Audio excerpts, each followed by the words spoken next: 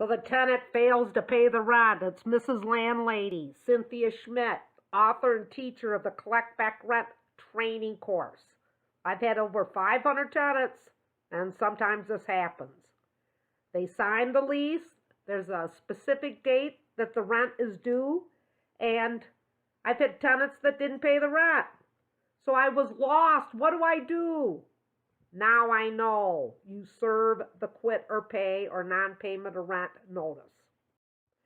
I've got a flow chart here, and let me get my little highlighter. All 50 states have the quit or pay notice.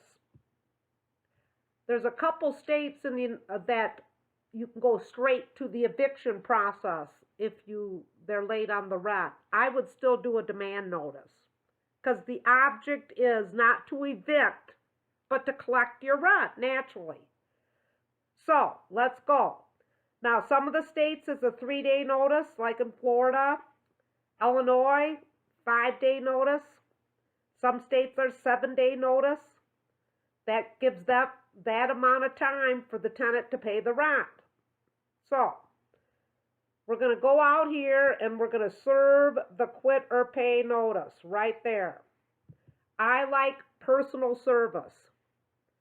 Knock on the door, it's in an envelope. I give the copy to them. I take my quit or pay notice to a notary and get my signature notarized. The next step is we wait the number of days that your state statute allows. Like I said, 3-day, 5-day, 7-day, whatever your state allows them, they have that time to pay the rent. So let's go to some scenarios here that can happen. The tenant pays the full amount that is on the quit or pay right here. Get her all in there. There you go. Tenant pays the full amount, but they don't pay the late fees, which it has to be in your lease.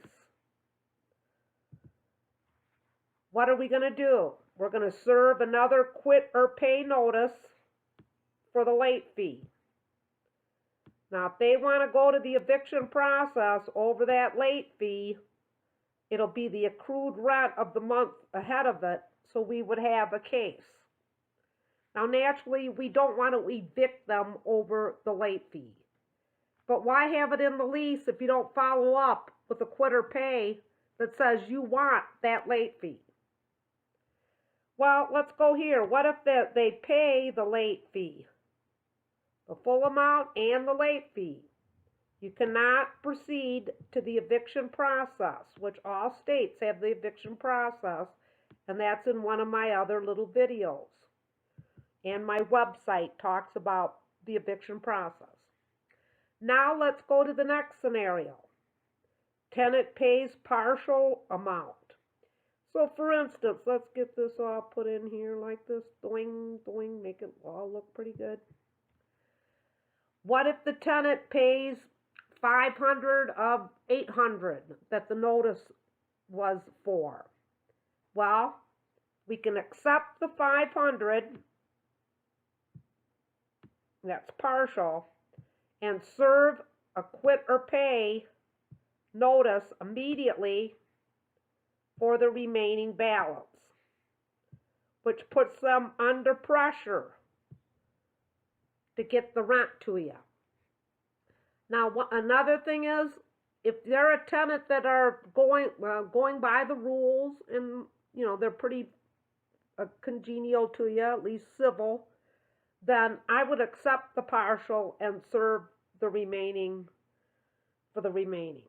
But if they want to pay partial and you want them out of there, don't accept the partial payment. Then we will proceed to the eviction court after the time frame right here. You do not have to accept partial, because the notice will say this is for the full amount. But that's up to you. If you want to keep the tenant, accept partial, but come behind with the notice for the remaining. If you feel that there's been nothing but trouble and you need a new tenant to get in there, a new lease on life, proceed to the eviction. Now let's go to the next. They failed to pay any money at all. So we go to the residence and the tenant moves out. I don't know when they moved out, but you pull up, they're gone. Then we will still proceed to the eviction process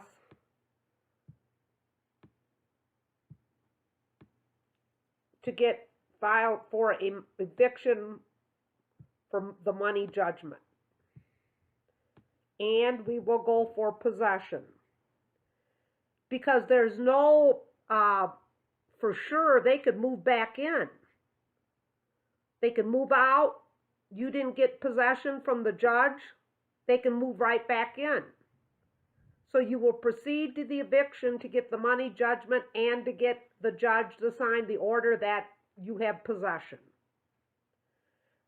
So the next step is they failed to pay and they didn't move. You go there, they're right there. You do not confront them. You do all your talking with the notices in the court system.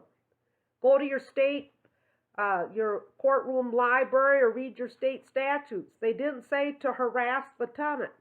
They said to serve your notices. So we wait the allotted time and we proceed to the eviction process immediately. There's no talking. Get there. And like I said, I have a little video on my website about the eviction process, small claims, how to collect the judgment.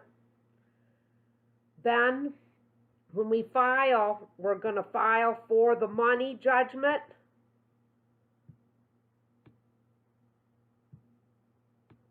There we go. And possession. So this is when the tenant fails to pay the rent. As you can see, a little icon just dropped down. If you want to click there, it'll take you over to my website. I've got a little 10-minute video about the eviction, small claims, and like I said, collecting on those judgments. But go ahead and subscribe to our Collect Back Rent channel, and you'll be getting these kind of videos I put out. The next one will be serving the notice for breaking of the lease, which is a different notice. So thank you. Go on over and click over and come on over to the website or subscribe to my channel. And thank you for viewing the video, Failure to Pay the Rent. Thank you.